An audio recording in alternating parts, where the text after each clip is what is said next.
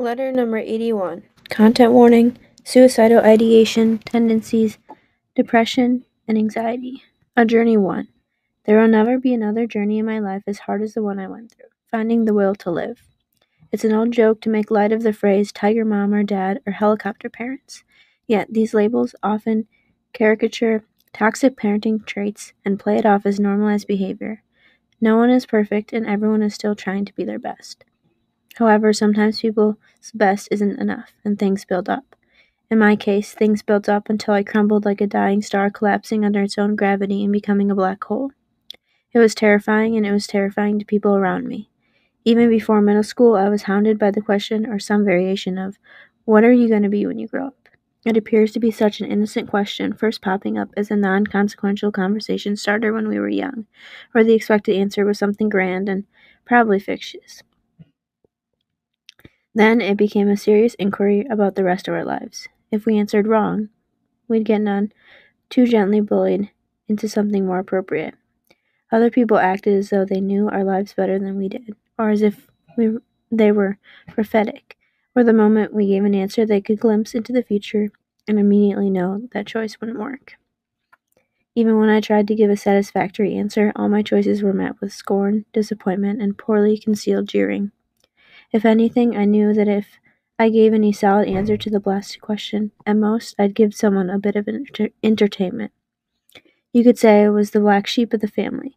I had my rebellious phase that was objectively worse than my siblings. In hindsight, it was really a cry for help. The question of what are you going to be became loaded, representing so much negativity for me because of the judgment, the pressure, the fear of not having the right answer. It's all built and built and built and built to the point where I had an existential crisis at the age of 12, and I just broke. I became wilted, faded like ink pigment left to dry out in the sun. I had no purpose, and I was left empty. Why try in school when you wouldn't know where you were going after? Why try to get into college when you didn't know what major you wanted to take because you had virtually no idea who you are and what you wanted to do? All those thoughts gradually turned into, why live at all? I can't detail out all the nuances that led me to that turn of thought, not because I don't want to talk about it, but because I don't remember. It just felt like one of those days. Thoughts were there, and frankly, at the time, I wasn't in a state of mind that could even be that self-aware to notice the nuances. Even in retrospect, I could only tell you with absolute clarity that I was constantly terrified, and I had no place where I could just breathe. Home, school, and even my own mind never felt safe. The people that I could think to turn to were either miles away or emotionally unavailable. I couldn't talk to my parents because they were, one, a cause of my feelings of unsafety, and two, didn't believe in mental illness or health. I'm not exaggerating. They have explicitly said this to me. But the most terrifying thing out of everything was that I wanted to live despite my passive thoughts of suicide. I wanted to be and stay alive, but couldn't find nor stick to a way to do that. So I believed that my only option was to die. For those of you perhaps reading these letters to try and find out what your loved one is going through and who presumably have not experienced anything remotely near this, I understand how difficult it is to relate to that belief and line of thought. I think it's difficult to understand because you have to feel how it is in order to really understand it, and I hope that you never feel like that. I hope that you never lose hope because hopelessness is perhaps the most apt example of dying while you are still alive. The turning point for me began when I acknowledged just how scared I was, and I accepted that I didn't actually wish for death. What I really wanted was a safe place, a reprieve from feeling like shit 24/7. Naming what I wanted helped me pinpoint what I could do to change my situation. So like the sun coming out of the clouds, I finally found a different, no less scary option other than death. But it wasn't as simple as it sounded. It wasn't a flip of a switch that I was suddenly not suicidal or didn't hate myself. The reality is that change is also terrifying, and the familiarity of my anguish felt better than the unknown potential of a better life. For the first 4 years after realizing I wanted to live and stop feeling like shit all the time, I was angry. I raged and I screamed internally, and I cried some more. It was like a reverse birth of a black hole. Instead of a star collapsing into a black hole, it actually collapsed and exploded into a new star. But new stars are insanely hot, and so was I, hot and pulsing with rage. Looking back at what I deem as my odyssey of self-help, I can laugh a little and say that in the process of healing, I went through all stages of grief multiple times. Those initial years of healing were mostly ugly, but I was still alive. I am still alive. I remember the first thing I did that truly kick-started my healing journey to a better life was understanding that the keys to not feeling like shit were in two things. One, knowing and accepting you want to live, that you have hope that you're going to live truly and unabashedly, and not just getting by and being alive, because this would be the guiding principle to facing every scary thing you'll encounter going forward.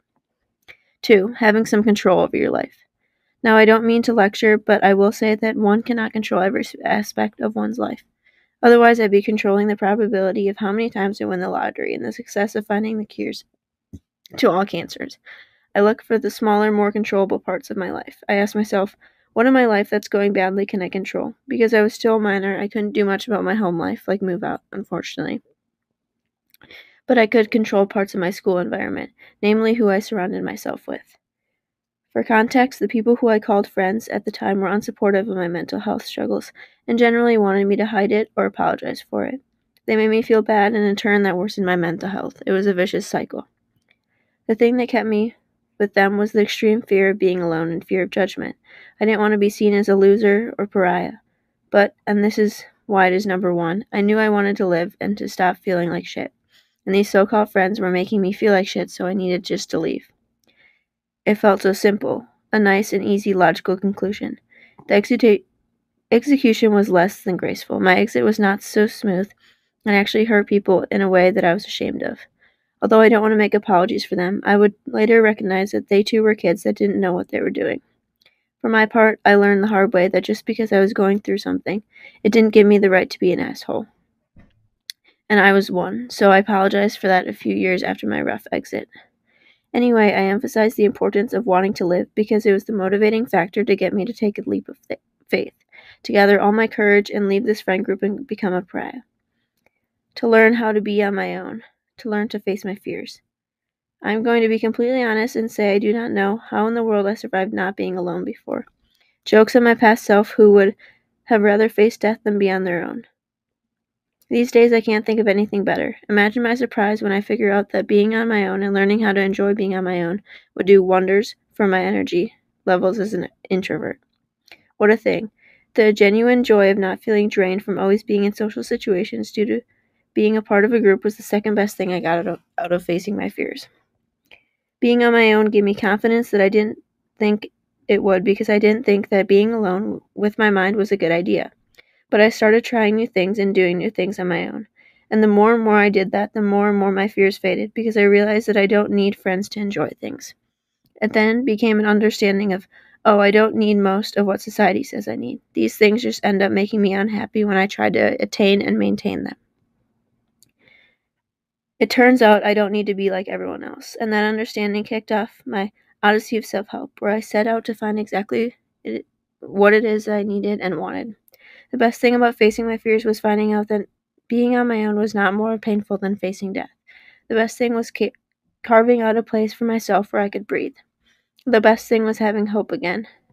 And yes, if you are still wondering, I did eventually learn how to answer that blasted question and feel pride in the answer I gave. I'll admit that I did not go on my self-help odyssey alone. I did take pleasure in reading the self-help book, The Subtle Art of Not Giving a Fuck by Mark Manson. I was/am one of those people who generally thinks that self-help books are not at all great, but there are a few that truly helped me. This one was akin to the Bible for me at the time. What I liked about the book was that it takes some core concepts of Eastern philosophy and spirituality and simplified it for better understanding. I owe a lot to that book in helping me organize my mind and change how I perceived my situation. So I will leave you with some of my favorite quotes from it, which might be the entire book. If suffering is inevitable, if our problems in life are unavoidable, then the question we should be asking is not, how do I stop suffering, but why am I suffering? For what purpose? Problems may be inevitable, but the meaning of each problem is not. We get to control what our problems mean based on how we choose to think about them, the standard by which we choose to measure them.